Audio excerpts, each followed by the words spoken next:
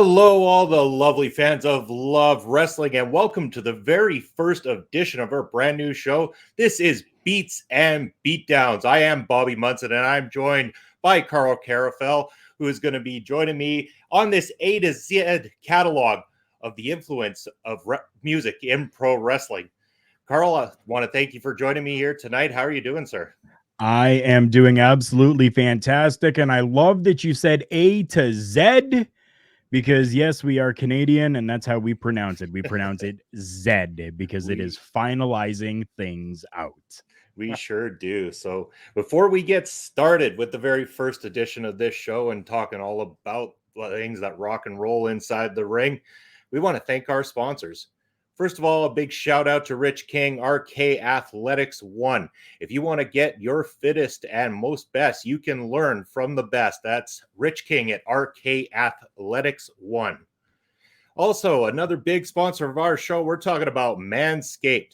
If you want to feel your best in all places, you can go over to manscaped.com and use the promo code, mind you, Love Wrestling, and get 20% off your order from manscaped.com. So, Carl, we came up with this plan. This is kind of a funny story, actually, that we should maybe tell the fans first, I think. Oh, yeah. So this story is too coincidental and too perfect. Carl had messaged Spencer, I believe, just a day prior to myself messaging him with an idea of doing a show about the influences of music in pro wrestling. And you know what, Carl? It was perfect. Spencer's like, you got to reach out to Carl. This is a perfect project for the two of you. And here we are today to start this thing off. Man, I'm excited for this. You know what? I am too. And I love that I was able to actually find beforehand, I was able to find a website where we're not going to give it away. We're going to keep that a little bit kayfabe. But this website actually has a plethora of names that have had some sort of influence in the world of professional wrestling, whether it's from music creators, whether it's people that have been inside of the ring, whether it's people that have just made guest appearances, sung national anthems, what have you. We're going to talk about those people and what they did in professional wrestling. I'm super stoked for this. We have so many episodes that we can do. I even went through and titled this one Season 1, Episode 1, because yeah, maybe we'll break things up into seasons and maybe do like 10 episodes per season type of thing, just to kind of keep things a little bit easier to find for people. For sure. We need research time as well, too, to find out all these great things and a lot of music to sit down and rock and roll to as well. So there's a lot involved, but we're going to have a lot of fun doing it at the same time. Just before we go with that, though, I want to give a shout out to that intro theme by OnLap, My Generation. Big shout out to them for allowing us to use that stuff. And they actually support YouTube creators. So go out and follow them and use their music and get the word out about OnLap. Carl, I know something's on your mind, man. What's that on your mind? Yeah, to go along with that with OnLap, if you saw inside the intro video, please make sure that you're going to their YouTube channel. It is listed right there. Go there and support them that way. Listen to all the music that they've got on there. Not only are they doing original stuff like this one with My Generation, but they're also doing cover songs as well for different artists that they enjoy.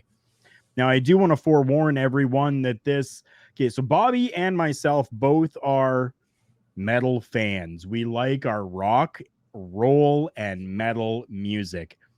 But that's not necessarily what's going to be on here all the time. There could be things from classical, there could be things from country, from rap, from pop. It doesn't matter. We're not just subjecting everyone to heavy metal or rock music. We're going to make sure that we talk about all of it. We sure are. We're open-minded, although we have our favorites at the same time. You know what? I can sit down and enjoy some other stuff as well, too. You and me both, my man.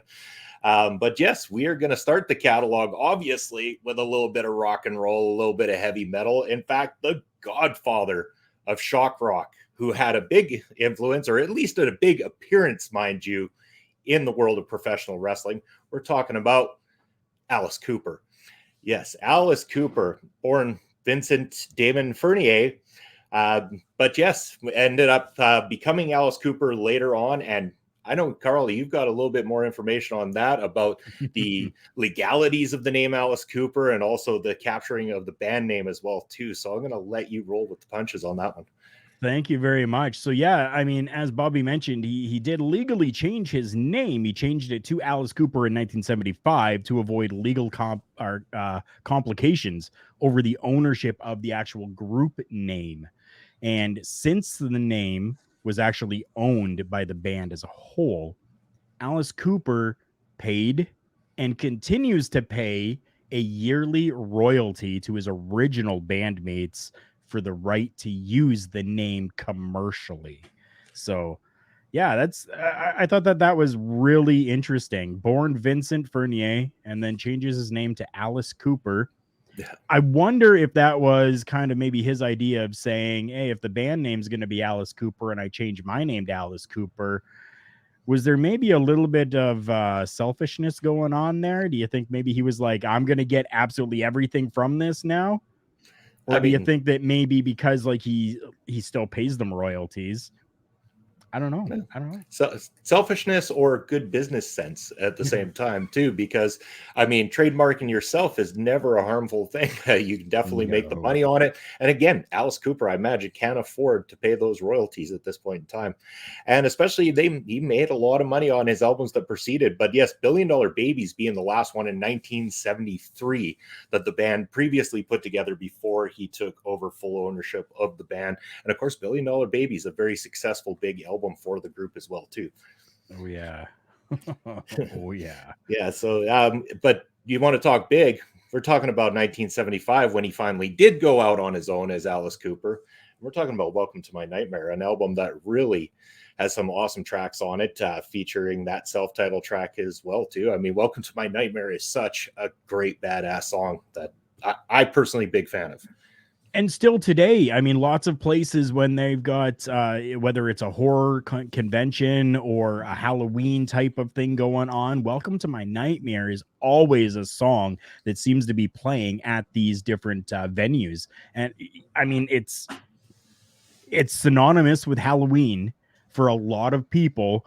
I know that when I was working a retail job, I had the liberties of being able to put out music for people to listen to. And especially during Halloween time, Welcome to My Nightmare was always one of the songs that was inside of that playlist, just because people equate it with that time of the year.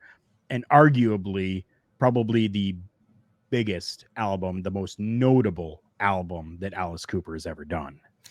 It really was. I mean, it really rocketed him into this superstardom and everything. And then he was able to kind of like develop that persona for stage and bring that horror effect to stage. I don't know if you've Right. personally seen him live yourself. I have seen him a few times myself, and it is something to behold. The amount of work this man puts into that live performance and those live shows and those songs. You think that maybe some bands compromise their actual musical portion of their stage performance to do those stage performances, but with Cooper, he finds this beautiful balance between the two where he's still able to make it absolutely perfect musically while giving you one hell of a stage show. It is something to behold. There aren't very many bands nowadays that can do that. I know that there are a few. Rob Zombie is one of them that can do that. Slipknot is another one that can do that. And just because we're talking Alice Cooper, I'm talking some of the harder and heavier bands with this that I have personally seen that can do that.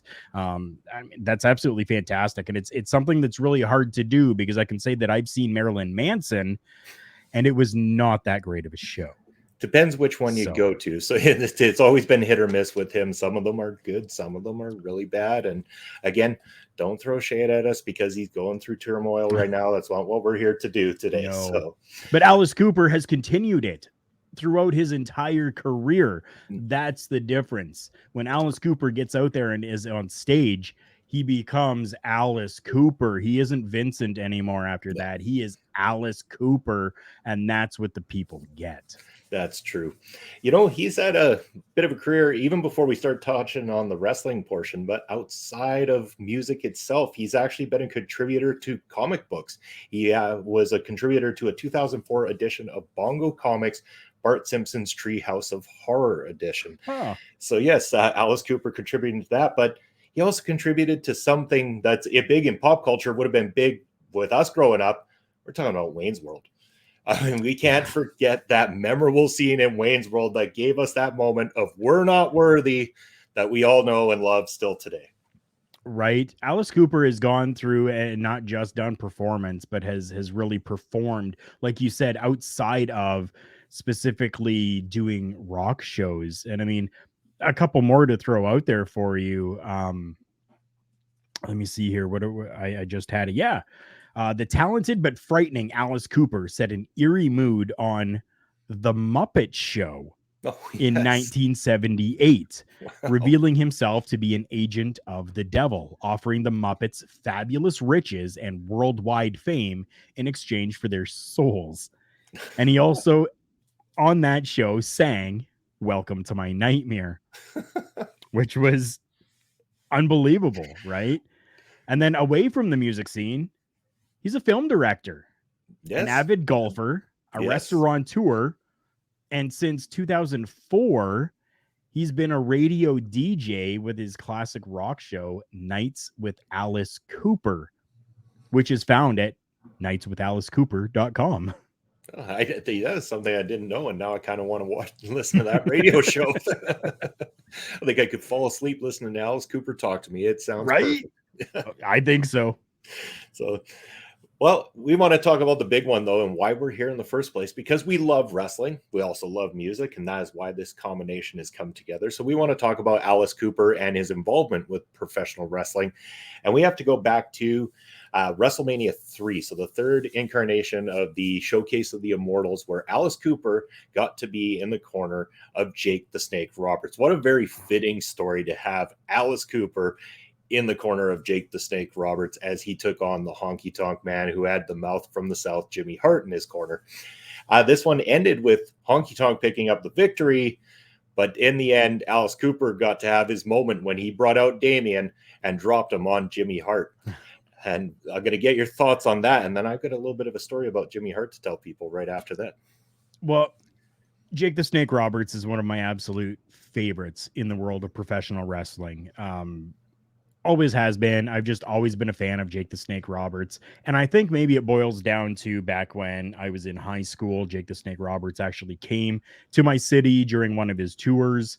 And I was happy about that. I was happy to be able to see him in a school setting. So that's where I think maybe my love for Jake the Snake comes in. But the snake always scared me, and I still do not like snakes. But to see Alice Cooper, who we all know is a shock rock type of person, grab Damien and use Damien as that weapon to scare off, like that was just, it was insane. And I mean, especially back then, WrestleMania 3, you didn't know if things were legit or if they were staged or what was happening. And Alice Cooper getting in there made it look really believable. You believed what Alice Cooper was doing, and you believed Alice Cooper wanted to take out Jimmy Hart with every fiber of his being with the help of Damien. It was fantastic. On the topic of snakes, I guess got me thinking about another story from my youth as well, too, because I've actually held a boa before. So we actually went down to Drumheller, Alberta, where they have a reptile museum when I was, I believe, about 11 or 12 years old.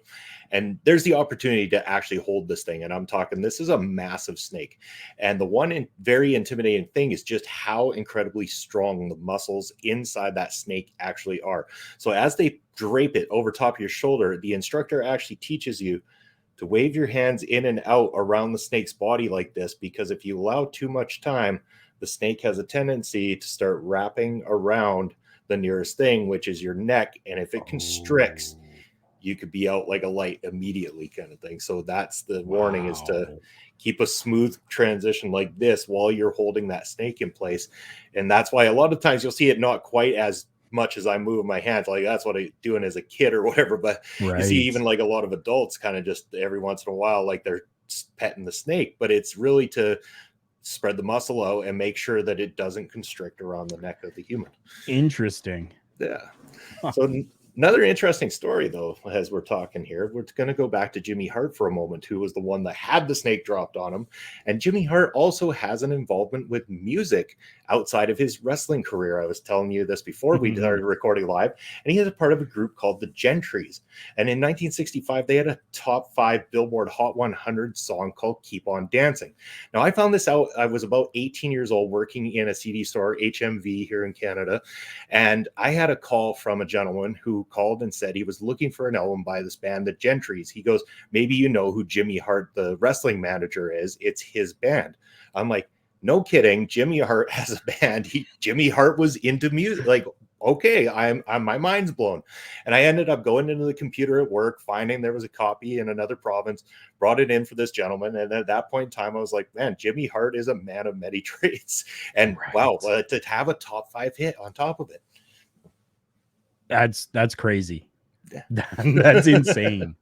Insane. Yeah. And especially that, you know, like for us professional wrestling fans, we tend to think that we know everything about the professional wrestler, but then when something like this happens and you're like, I had no clue, you kind of makes you take a step back and go, I wonder what I don't know about the rest of them now. Like, right? Well, trust me, in about 2000, whatever it was at that 2001 or something, when I was that age, I'm thinking to myself, MSN Messenger didn't really deliver wrestling news to the world of the internet at the time. So it was a little bit more difficult to find these things out. Very, very true. And that's a reference that very few of the people who tuning in, I'm sure, are going to get at this right. They have no clue what MSN is. That's right. But wow. Anyway, any more facts about Alice Cooper in wrestling or in general that you want to share before we talk about maybe our favorite pieces of work from Alice Cooper? I think I just want to touch on super quick. You talked about 74, I believe it was, when he kind of on his own, Alice Cooper. Well, he had bands before that as well. You know, and his first band was actually called the Earwigs, which was then renamed as the Spiders, and then the Nazz, Nazz. Alice Cooper then realized that Todd Rundgren already had a group called the Nazz, so the name Alice Cooper was then born. And as Cooper explained in his Golf Monster book, the new name conjured up an image of a little girl with a lollipop in one hand and a butcher knife in the other, alleging the name came from a witch doctor who supposedly spoke to Vincent or spoke to Alice Cooper through a Ouija board. Wow. So little interesting play of everything, going from the Earwigs to Alice Cooper because somebody spoke to him through a Ouija board. I love it, though. I mean, it's just a cool story to have. And the fact that, you know what, is Alice Cooper kept up? I mean, I want to say he's kept up kayfabe to some degree all this good time in his career. At least when he's on stage, he's always Alice Cooper, like we mentioned. He keeps that role perfectly well. And I'm sure today, if we were to ask him how the name Alice Cooper came about, he would probably tell that exact same story. I'm sure he would. Yeah. Yeah. All right. So I want to talk about our favorite pieces of Alice Cooper. Just to finish things off here on the very first edition of this show. Personally, I've got to say, Feed My Frankenstein is going to always be my favorite just because of Wayne's. That's when I really got into, I think that was kind of like the birth of me getting into some of this style of music and stuff like that, because I was still a young guy. I think it was 92 when Wayne's World come out, and I'm sitting there watching. I'm like 9 years old, and it's like Alice Cooper comes on the screen with Feed My Frankenstein. I'm like, what the hell is this? Why is the old man not let me listen to this stuff? Like, what's going on here and stuff? Like, all of a sudden there was this world of different music that opened up to me that wasn't like the standard rock, country, and pop that I was being shown and stuff like that, which, I mean, again, I had a special place in my heart too, but it was like a whole new discovery for me. And it opened up rock, it opened up grunge, it opened up metal for me. And the exploration it took me on from there was phenomenal. That song being off the album Hey Stupid, and a lot of people all remember that song. That's a very popular song as well too from Alice Cooper, Hey Stupid. But if you want to talk about interesting and unique, I'm going to go a deep dive for a unique one here for people tuning in. The opening track, it's titled Dada from the album the same name, is one of the most unique musical journeys that you can take. Just sit down one evening, put on Dada, and especially that opening track, and just be taken off to a completely different place. It is something else. So I hope people check that one out. How about yourself though, Carl? I mean, Feed My Frankenstein is definitely a very good one. When I went through for this portion of the show, I kind of tried to find something that was a little bit more obscure that I kind of enjoyed listening to. And this one is coming from the album Trash. And it's the track This Maniac's in Love with You, Yeah. which when I heard that, I was just blown away because it's Alice Cooper, but it's not Alice Cooper. Like it's so different from the typical Cooper that you hear, but just it's Cooper, but you're questioning, is it actually? And it just played so nicely. Yeah. I mean, if you take a real deep dive on his albums and stuff like that, there is a real, you know, change that happens throughout his career and stuff like that. There was certain elements that were always there, but it really progressed into what it's become today over time and stuff like that. Almost coming from like a bluesy, experimental at times sort of sound in the early stages with that rock blend that then turned into the blend of metal and that kind of horror feel as well too. And it's just been an amazing career. I'm glad we get to talk about Alice Cooper even today, and I hope that everybody else loves this as well. What else you got for me, Carl? Anything else on your mind? That's all I've got. All right. That is it. Well, it's been an amazing first episode here on Beats and Beatdowns. We hope you all enjoyed this one and are going to tune in to each and every episode that we deliver here for you. We will be heading on over to the letter B next time. But you know what? Engage both myself and Carl as well, too. And let us know what you want to see on upcoming episodes as we go through this catalog. Maybe there's something we missed in your favorite letter or number. And we'll go and do a deep dive on that as well, too. Carl, where can people find you? You can find me on Twitter. That's going to be the easiest place to find me, at K Karufel. That's KKARUFEL. That's where you can find me on Twitter, and that's the easiest way. Give me a follow over there, and then we can interact. Sounds good. And you can find me on the socials as well, too. Bobby Munson's my name, not hard to find me. I think there's only one other person under that name, and he came from the show Sons of Anarchy, and it was a fictional name, so there's only one real. So that'll be it for us here today. Carl, thank you for the great episode here, and I look forward to the very next one coming up very soon. I do as well. Take care, everyone. We will see you guys on the next one.